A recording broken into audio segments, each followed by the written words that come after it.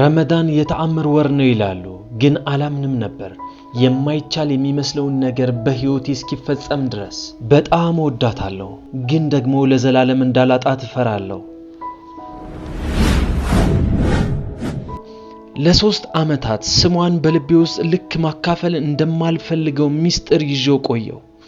በየስብሰባው በኢድ በየኢፍጥሩ አያታለሁ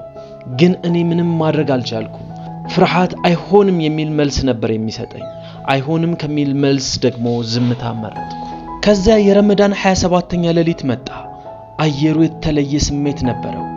የምህረት የእዝነት ድባብ ልቤ እንደዚህ ቢሆንስ እንደዛ ቢሆንስ በሚል ቅዠት ደክሟል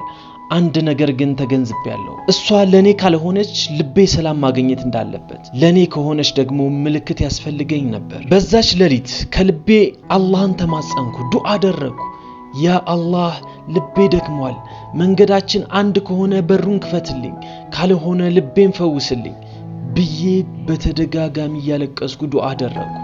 በመጀመሪያ ቀናቶች ከቀናት በኋላ ምንም አልነበረም ግን በደረቴ ውስጥ ያለው ክብደት ግን ጠፋ ከወር በኋላ ስብሰባ ላይ አጋጣሚ ተገናኘን ስለ ስብሰባው ስለ ህልሞች ውይይት አደረግን ለመጀመሪያ ጊዜ አየችኝ ተመለከተችኝ ወራቶች ነጎዱ ረመዳንም መጣ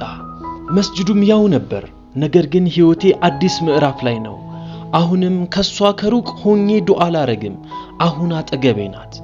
አልহামዱሊላህ እያልኩ በሹክሹክታ ጮኩኝ እናም ምን ለማለት እንደፈለኩ ስላወቀች ፈገግ አለች ሁሌም ወዳታለሁ እና ረመዳን በመጨረሻ ወደ ቤት ያመጣት እቺን ዓለም ለፈጠረው አላህ ዱዓህ በጣም ትልቅ ነው ብለህ አታስብ በዚህ ረመዳን የልባችሁን አላህን ጠይቁ ያንተ ተአምር ዱዓህን እየጠበቀ ነው